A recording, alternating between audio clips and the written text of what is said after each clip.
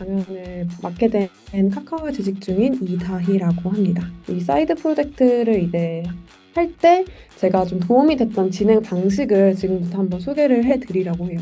먼저 이제 주제 선정 같은 경우에는 내가 좋아하는 것에서 시작하자라고 했어요. 왜냐면 사실 시즌의 어떤 시간들은 힘들고 그리고 또 데이터라는 게 종류는 엄청 많지만 그래도 내가 좀 관심이 있고 좀 이해가 되는 내용들을 진행을 해야 그나마 계속 즐기면서 해 나갈 수 있잖아요. 그래서 내가 좋아하는 것을 하자라는 어떤 그 시작점을 잡고 데이터는 샘플 데이터가 잘 마련된 게 있으면 하고 아니면 직접 크롤링해서 크롤링하는 연습도 해보자.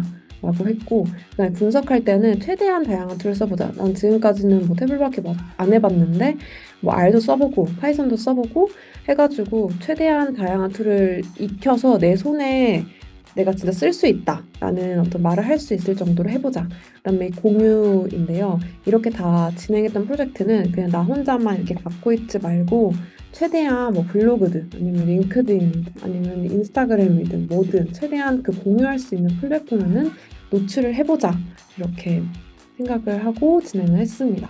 말씀드리고 싶었던 거는 제 기준 마스터키라고 할 수 있는 것은 결국에는 내가 좋아하는 어떤 도메인을 하나 정해서 내가 자신 있는 툴로 그것을 만들어내는 게 되게 중요한 것 같아요. 데이터 분석가라고 하고 채용 공고를 보면은 뭐 파이썬도 할 줄 알아야 되고 통계도 좀 알아야 되고 시각화도 할 수 있으면 더 좋고 뭐 이러한 어떤 스킬셋들이 있잖아요. 물론 그걸 다 하면 너무 좋겠지만 프로페셔널하게 모두 다 할 수 있는 거는 쉬운 일은 아니잖아요. 그래서 내가 진짜 잘할 수 있는 툴을 한 개를 딱 집어서 진행을 하고 그리고 또 내가 진짜 좋아하는 도메인을 가지고 프로젝트를 진행하면 그 결과물에 대한 자신감과 그리고 가치는 본인이 가장 더 잘 알기 때문에 이게 더 어필이 잘 되는 것 같아요. 그다음에 이제 제가 지금 하고 있는 업무에 대해서 한번 말씀을 드려보도록 하겠습니다. 일단 데이터 프로덕트 개발이 하나 있는데요. 저희가 지금 활용하고 있는 서비스에서도 데이터가 다 축적이 되고 있지만 그거를 잘 집계하고 잘 버무려서 새로운 데이터 프로덕트를 개발을 할 수가 있어요. 근데 그런 업무를 할 때는 함께 협업을 통해서 만들게 되거든요.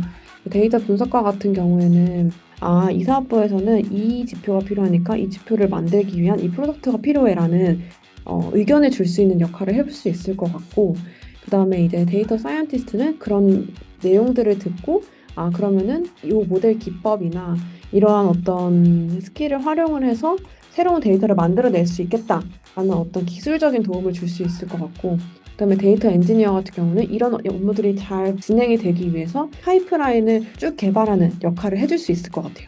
그리고 이 세 분들이 전체적으로 다 잘 진행을 할 수 있게끔 이 프로젝트를 운영하는 데이터 PM이 이런 역할을 좀 같이 진행을 하게 되는 것 같습니다. 그리고 이제 두 번째로는 대시보드 개발인데요. 이렇게 데이터 프로덕트를 잘 만들고 나서 사실 이 데이터를 활용하는 주체는 이분들이 아니라 마케팅 전략을 짜는 사람이라든지 아니면은 서비스를 담당하는 사람들이 이 데이터를 쓰게 되거든요. 그래서 그 데이터에 대해서 충분히 잘 이해하기 쉽게 활용할 수 있도록 어떤 자료들을 잘 전달해 주는 게 중요하다고 생각해요. 그래서 대시보드 개발 업무가 있는데 이제 어려운 분석 기법이나 아니면 모델링이 적용된 데이터 결과물을 서비스 담당자 입장에서 좀 한눈에 파악하기 쉽고 그리고 활용을 할 수 있도록 화면을 개방하면 그쪽에서 이거 보고 이 지표는 이런 걸 뜻하는구나. 이 지표의 트렌드는 이렇게 바뀌고 있구나. 여기서 이건 무엇을 의미하는구나. 라는 정보들을 한눈에 파악하고 활용을 더 잘 할 수 있게끔 많이 개발을 하고 있는 것 같습니다. 그 다음에 이제 대시보드를 개발해서 현업분들이 이 데이터에 대한 충분한 이해와 활용을 하고 있으면 요거를 가지고 이제 실험을 해볼 수 있을 것 같아요. 개발한 데이터를 활용해서 실험을 진행할 수 있는데 이런 것들은 결국은 다 사업부나 마케팅이나 여러 가지 부서들과 함께 협업해서 진행을 하고 있어요. 그리고 이제 이렇게 데이터가 잘 활용이 되면 계속적으로 수요가 이제 생기게 되잖아요. 그래서 현업에서 만약에 지속적인 데이터 수요가 있다면 데이터를 쉽게 활용할 수 있도록 시스템을 이제 개발하게 되는데 이걸 개발할 때는 아까 데이터를 담당했던 PM이나 아니면 프로덕트를 만든 엔지니어나 아니면은 프론트엔드 개발자들이나 아니면 서비스 담당자들이나 이해관계가 있는 분들끼리 협업을 해서 잘 활용될 수 있도록 플랫폼이 만들어집니다. 근데 요거를 이제 공개가 되어 있는 예시를 한번 보여드리려고 하는데요. 이거는 이제 스포티파이에서 광고를 타겟팅할 때 이렇게 광고주들이 사용할 수 있게끔 만들어 오는 시스템이더라고요. 여러 회사 사내에 있을 텐데 예를 들어서 나는 이번에 캠페인을 하나 실행을 하고 싶은데 그러면은 유저들이 들어와서 아 나는 캠페인을 만들고 싶다. 그러면 여기에 이제 링크가 들어가지고 뭐 예를 들어서 나는 목표가 도달만 할 거야. 아니면 노출만 할 거야. 아니면 클릭까지 이어질 거야. 라는 목적을 가지고 유저들이 선택을 해서 캠페인을 만들어 볼 수 있을 것 같습니다. 그럼 여기다가 나는 뭐 A라는 캠페인을 진행을 할 거고 여기에는 코스메틱을 판매하는 광고를 돌릴 건데 에이지 그룹은 20대 정도만 이렇게 타겟으로 해가지고 광고를 전략을 짤 건데 이 사람들이 뮤직 장르에 좀 관심이 있는 사람인데 그 중에서도 뭐 재즈에 관심 있는 사람한테만 난 노출을 할 거다. 또는 언어를 쓰는 사람인데 언어 중에서는 뭐 잉글리시도 쓰고 코리안도 쓰고 하는 사람한테 노출을 할 거다. 그리고 뭐 오디오나 비디오 형태로 나는 광고를 띄울 거다. 이렇게 클릭해서 데이터를 뽑을 수 있게끔 활용 시스템을 많이 만들어서 쓰고 있거든요. 실제로 쿼리를 해가지고 웨어절에 필터를 넣어서 뽑는 것이 아니라 직관적으로 활용을 잘 할 수 있게끔 플랫폼을 개발해서 이걸 잘 활용을 하게 되는 것 같아요. 그래서 데이터 분석이라는 게 이런 어떤 플랫폼 개발적인 요소도 좀 포함이 되어 있다? 이걸 좀 뭔가 보여드리고 싶었습니다. 이러한 어떤 직업을 가졌을 때 커리어 패스는 어떻게 될까라고 본다면 데이터 분석과 같은 경우에는 이제 분석을 하다 보면은 데이터 사이언티스트로서 뭔가 분석 기법들을 더 고도화하고 인사이트를 발견하는 데서 끝나는 게 아니라 좀 더 딥한 프로덕트를 만들어내고 싶다. 내가 데이터 만들어내고 싶다. 라는 어떤 수요와 함께 사이언티스트가 될 수도 있고 아니면은 계속 이렇게 분석하고 인사이트 뽑고 리포트 만드는 것보다는 진짜 현업에 붙어가지고 이게 어떻게 영향을 미치고 무슨 숫자를 만들어내는지 보고 싶다라고 하면은 비즈니스 애널리스트로 또 갈 수도 있을 것 같고 지금은 제가 테크 회사 기반으로 말했는데 이제 논테크 회사에서도 데이터 분석가를 계속 뽑고 있잖아요. 그래서 데이터 분석이라는 스킬은 어디에서나 꼭 필요하기 때문에 논테크 회사에서도 데이터 분석가를 쭉 이어갈 수 있을 것 같아요.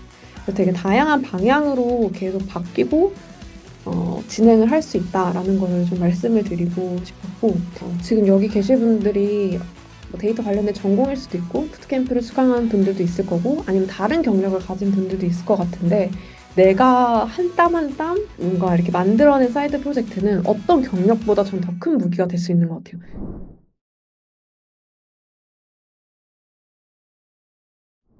저는 지금 넥슨 코리아 인텔리전스 랩에서 게임 UX 분석가로 일을 하고 있는 신미미라고 합니다.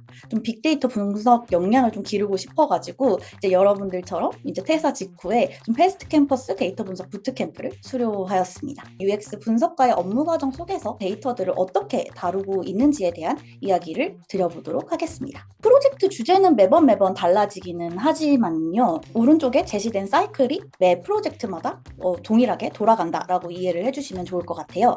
이 사이클의 모든 순간마다 UX 분석가는 데이터를 마주하게 되거든요. 데이터라고 하는 게 UX 분석가에게 있어서는 좀 소통의 수단이 된다는 점에서 이 업무의 모든 과정 속에서 데이터가 녹아있다라고 볼 수 있다라고 말씀을 드릴 수 있겠습니다. 좀 업무 내내 이제 좀 데이터를 다루게 되지만 또 이 데이터들을 좀 다루는 데 있어서 필요한 좀 스킬 또 역량의 종류는 조금씩 다를 수 있어서 좀 더 자세히 설명을 한번 드려볼게요. 먼저 여기서 이제 분류를 하고 있는 하드 스킬은 흔히 이제 저희가 분석가라고 했을 때 금방 떠올릴 수 있는 스킬들입니다. 이슈가 좀 파악된 상태에서 좀 문제 해결을 위해서 가장 적합한 데이터가 어떤 형태고 내용인지 좀 정의할 줄 알고 어떤 분석법을 좀 사용할지 결정하고 데이터가 수집됐을 때 좀 적절한 툴을 활용해서 실질적인 분석 업무를 진행하는 이 모든 과정이 이 하드 스킬에 포함된다라고 볼 수 있을 것 같아요.